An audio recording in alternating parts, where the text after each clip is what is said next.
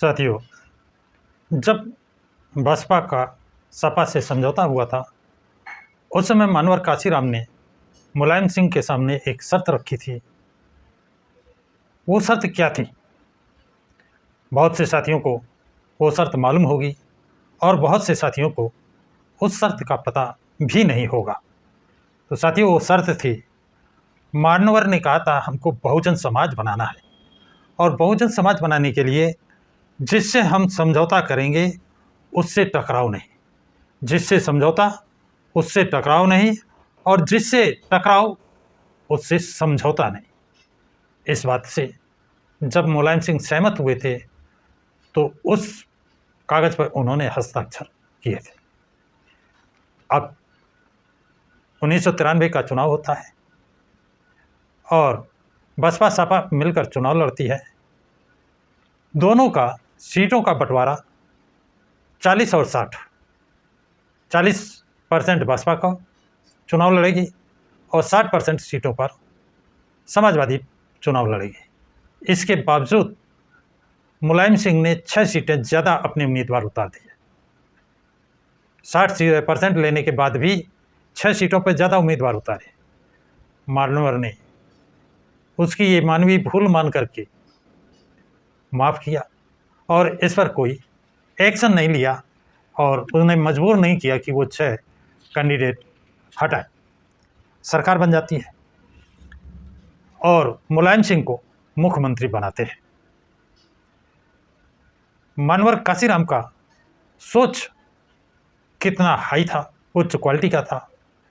85 को एक करके शासन सत्ता 85 के हाथ में देना चाहते थे, परंतु मुलायम सिंह का सोच कितना अच्छा कहें या घटिया कहें, उन्होंने उस शर्त का उल्लंघन किया जो समझौते की शर्त थी, जिससे समझौता, जिससे दोस्ती, उससे टकराव नहीं और जिससे टकराव उससे समझौता नहीं। अब ये बात क्यों कह रहा हूँ, आप सभी जानते होंगे, सिर्फ याद दिला रहा हूँ, याद दिलाएंगे आपको याद आ जाएगा। मासूद, डॉक्टर मासूद, इनको ये बसपा पार्टी से एमएलए थे और मानवर काशीराम के काफ़ी करीबी थे, एलएलबी थे। इनको मानवर काशीराम ने शिक्षा मंत्री बनाया था, बसपा कोटे से शिक्षा मंत्री बनाया और मानवर उर्दू अरबी भाषा के बहुत अच्छे जानकार थे। वो अपनी डायरी उर्दू भाषा और अरबी भाषा में ही मेंटेन करते थे। उन्होंने डॉक्टर मासूद से कह करके सलाह दी कि उर्दू अनुवादक की जगह निकालिए, उर्दू अनुवादक भर्ती कराया जाए। डॉक्टर मासूद ने 5000 उर्दू अनुवादक की जगह निकाली। उस समय तक हिंदू लोग उर्दू पढ़ते नहीं थे, इसलिए 100% मुस्लिम समाज की उर्दू अनुवादक पर भर्ती होनी थी। तो जिस 5000 परिवार से उर्दू अनुवादक बनेंगे, वो उनका रुख रुझान और किस तरफ होगा? बसपा की तरफ होगा। ये मानवर काशीराम का प्लान जो था, ये जब मुलायम सिंह ने देखा कि मुस्लिम समाज इससे तो बसपा की तरफ चला जाएगा, तो मुलायम सिंह ने दबाव बना करके डॉक्टर मासूद को, शिक्षा मंत्री को, समाजवादी पार्टी में मिला दिया। यानी पहली शर्त का उल्लंघन मुलायम सिंह ने किया।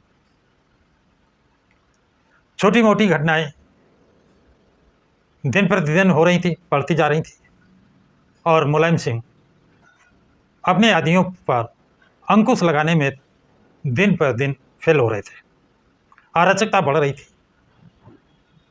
अब चुनाव आया जिला पंचायत का, ग्राम प्रधानी, जिला पंचायत और ब्लॉक प्रमुख का। ये चुनाव एक साथ होने थे। दोनों पार्टियों ने अलग अलग उम्मीदवार उतारे थे। उत्तर प्रदेश में एक जगह एक सीट जिला पंचायत अध्यक्ष की बसपा के खाते में जा रही थी। इतना उसको पूर्ण बहुमत से वहाँ जीते थे। मुलायम सिंह यादव को ये भी नागवार लगा कि बसपा का जिला पंचायत अध्यक्ष बने, और वो महिला सीट थी, उस महिला का अपहरण करा दिया। जब ये खबर मनोहर काशीराम के यहाँ पहुंची तो उन्होंने इनसे कहा कितनी बार समझाया जाए, शर्तों का उल्लंघन बार बार। इसलिए उन्होंने महासचिव बहन मायावती से कहा, जाकर राज्यपाल को समर्थन रखा, लेटर दो। 1 जून को आकर बहन मायावती ने राज्यपाल से मिलकर समर्थन रखा, लेटर दिया। 2 जून को गेस्ट हाउस में अपने पार्टी के विधायकों की बैठक ले रही थी। मुलायम सिंह कारवाक मुख्यमंत्री थे, और इनको ये पता चला कि मायावती विधायकों की मीटिंग कर रही हैं। अपने बाहुबली विधायकों को और पब्लिक के लोगों को भेजकर हमला करवा दिया, जानलेवा हमला कराया। किसी तरह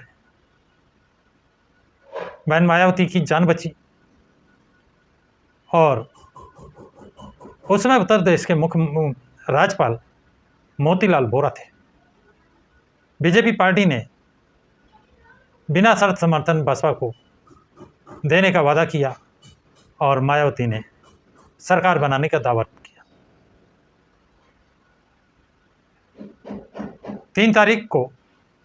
3 जून को बसपा सुप्रीमो उत्तर प्रदेश की ही नहीं, भारत की प्रथम दलित महिला मुख्यमंत्री बनने का रुतबा पाया।